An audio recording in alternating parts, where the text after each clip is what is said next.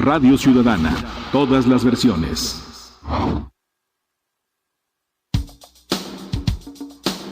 Dimensión educativa. Continuamos. ¿Qué tal? Ya estamos de regreso. Vamos con el segundo bloque de Dimensión Educativa.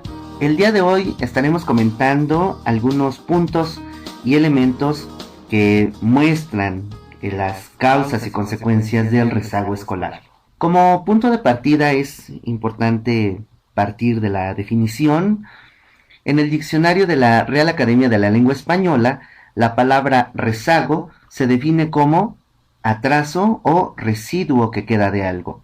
Cuando se menciona la frase rezago escolar, se hace mención de la cantidad o proporción de individuos que no completaron la educación básica obligatoria. Desde el 2013, por decreto de reforma a la Ley General de Educación, se contempló como obligatorio el bachillerato o la educación media superior, que también así la conocemos. De este modo, todos los estudiantes que se matricularon desde la educación preescolar y egresaron en el nivel medio superior forman parte de la eficiencia terminal. Este es un indicador que hay que tomar mucha atención porque implica que no hay ningún abandono en los estudios. De esta manera se considera como una prestación completa del servicio educativo que el Estado está obligado a brindar a la sociedad. Por diferentes causas existen niños y niñas, adolescentes y jóvenes que no culminan con su educación básica. Existen diferentes causas que contribuyen a que ocurra el rezago escolar, pero en forma general se caracterizan por abandono escolar o reprobación, en su caso también por no acreditación. Desde hace algunos años, el INE propuso una norma de escolaridad obligatoria del Estado mexicano, con las siglas NEOEM. En esta norma se precisa que la dimensión del fenómeno tiene indicadores por revisar. Se han establecido mecanismos para contrarrestar este rezago escolar. Tal es el caso de algunos programas especiales que tienen como finalidad evitar el abandono o atender algunas necesidades de la población más vulnerable. Estos programas han tenido ocurrencia en varios sexenios y vemos que tuvo el nombre de Progresa, después de Oportunidades y tenemos ahora el de Prospera. Ya que los principales factores que se han señalado como causas del rezago están asociados con el nivel socioeconómico. Y bueno, este es como un punto de inicio, hay que conocer la categoría del rezago y del rezago escolar para conocer las implicaciones que tiene esta categoría para la educación. Si nosotros nos damos cuenta, en el sistema educativo hay muchos elementos que han contribuido a la baja calidad y en algunos años del siglo pasado se concentró mucho la atención en cobertura y en calidad. Sin embargo, no ha sido posible erradicar por completo esta deficiencia que se tiene en el sistema educativo. Vamos a mencionar algunos datos importantes. Cuando se implementó la reforma educativa de 1993, el fenómeno del rezago escolar era mucho mayor. La palabra rezago no figuraba tanto como la palabra analfabetismo. Vamos a definir que una persona analfabeta es aquella que no sabe leer ni escribir. Y ese era el referente que se tenía para contrastar la cobertura del sistema educativo. Hasta estas fechas, según datos del Censo de Población y Vivienda de 2010, en México existen 5.5 millones de personas en condición de analfabetismo. Es un dato alarmante. También está otra concepción que es importante conocer, la de analfabetismo funcional. Esta categoría incluye a quienes no superaron 3 años de escolaridad y que por lo tanto están en condición de rezago escolar y que de alguna manera pueden leer o escribir en una forma muy precaria, pero se les considera como analfabetas funcionales. Sin embargo, vamos a ver por qué ocurre el rezago escolar. La respuesta, además de ser muy conocida, es también muy triste. Las condiciones socioeconómicas de la población son las que determinan la permanencia en la escuela.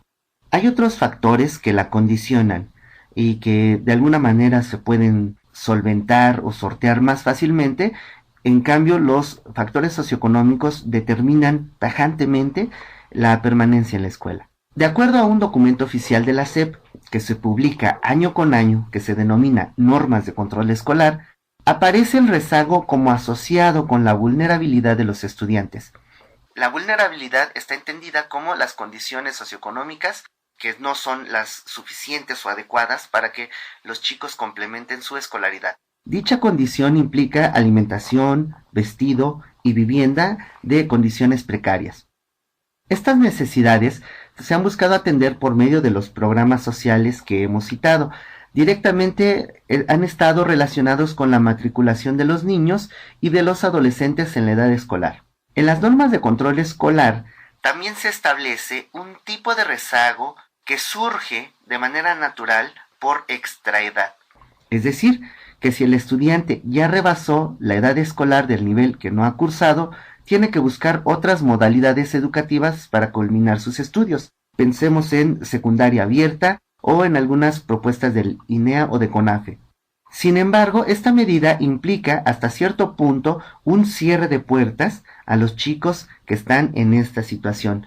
Y bueno, no es una negación, por así decirlo, del derecho a la educación, pero no se pueden matricular en las escuelas regulares ya que han rebasado la edad que es un requisito para estar matriculados en algunas instituciones de educación preescolar, primaria y secundaria. A pesar de los esfuerzos realizados, no se ha erradicado el rezago escolar. Por ello, desde el 2013, con la implementación de los consejos técnicos escolares, se plantea una nueva modalidad de trabajo entre los docentes, y una de sus prioridades es atender el rezago escolar. Todos los últimos viernes de cada mes, los profesores atienden, entre otras prioridades, los casos de abandono o riesgos de posible rezago. Para la educación preescolar, primaria y secundaria, el rezago escolar está generalmente asociado a las condiciones de vida de las familias. Y muchas escuelas reportan bajas de niños que dejaron de asistir o que los dieron de baja, o de alumnos que se retiraron por algún motivo. Sin embargo, también ocurre que quien realiza el abandono es la escuela. Esta idea es importante, le vamos a dar autoría. Manuel Gil Antón es quien ha subrayado mucho este fenómeno. Él, que es investigador y profesor del Centro de Estudios Sociológicos del Colegio de México, ha subrayado mucho este fenómeno cuando en las escuelas existen posibilidades de retener a los alumnos, pero no se realizan los esfuerzos suficientes para ello. Entonces ocurre este abandono de las escuelas a los niños que la necesitan. Pero hay otro rezago, aún más grave todavía. Es el que ocurre en la educación media superior, ya que es el último nivel de educación básica obligatoria. Entonces, este nivel, que es el que sigue a la secundaria, requiere tener espacios suficientes para que no se genere rezago o abandono en este nivel educativo. A pesar de que hay programas sociales y otras modalidades de becas que se ofrecen en los bachilleratos, existen algunas diferencias o desigualdades horizontales entre las aspiraciones de los egresados de secundaria que quieren ingresar al nivel medio superior y el cupo de las instituciones del bachillerato de su preferencia.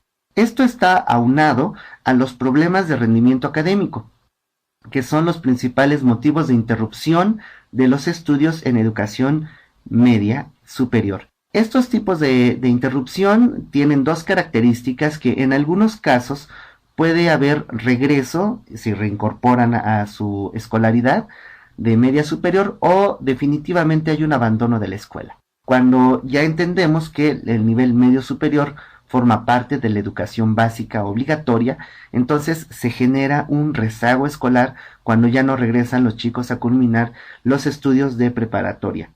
En fin, para mayor detenimiento y análisis de este tema, quisiera recomendar un libro que está coeditado por el INE y el de México. Se llama Caminos Desiguales, Trayectorias Educativas y Laborales de los Jóvenes en la Ciudad de México. Es un libro coordinado por Emilio Blanco, Patricio Solís y Héctor Robles. Es un libro bastante interesante que contiene datos muy importantes al respecto del origen social de los egresados de la educación secundaria que quieren ingresar a algún plantel de educación media superior. En este caso, él es el que establece, Patricio Solís es quien establece la idea de la desigualdad horizontal, en el sentido de que es el mismo nivel educativo al que quieren aspirar los chicos, pero hay diferencias en el sentido de la calidad que ofrecen algunas escuelas. Pensemos en las prepas de la UNAM, en las vocacionales del Politécnico y el resto de instituciones públicas, que son bachilleratos generales o bachilleratos con alguna especialidad. Pensemos en los centros de bachillerato tecnológico o en los CONALEPS. Existen algunas otras modalidades y esta ocurrencia de rezago escolar está fuertemente asociada con el abandono o la interrupción que tienen los jóvenes de sus estudios. Este libro es un análisis muy importante porque está basado en números. Tienen estadísticas, aplicaron una encuesta específica para ello y es un estudio centrado en la zona metropolitana de la Ciudad de México. Cabría bien señalar cómo ocurre esto en el resto del país, pero es muy importante la estructura metodológica que ofrece el libro, los resultados, y también les quiero comentar que el libro está a disposición en línea, se puede descargar en formato PDF a través de la página del Instituto Nacional de la Evaluación de la Educación. Entonces es muy importante que lo puedan descargar y consultar. En fin, bueno, lamentablemente el tiempo se nos ha terminado y los invitamos a escuchar Dimensión Educativa el próximo lunes en el mismo horario por Radio Ciudadana. Abordaremos el tema de educación para adultos. Se despide de ustedes Alberto Sebastián, deseándoles que tengan una excelente semana. Recuerden que la educación es un acto de esperanza. La práctica educativa borra la línea que separa al presente del futuro. Con educación en todo momento, los sueños se vuelven realidad. Buenas tardes. El Instituto Mexicano de la Radio presentó Dimensión Educativa. Miradas y análisis de la educación. Un espacio para las implicaciones de la práctica educativa. Con Alberto Sebastián.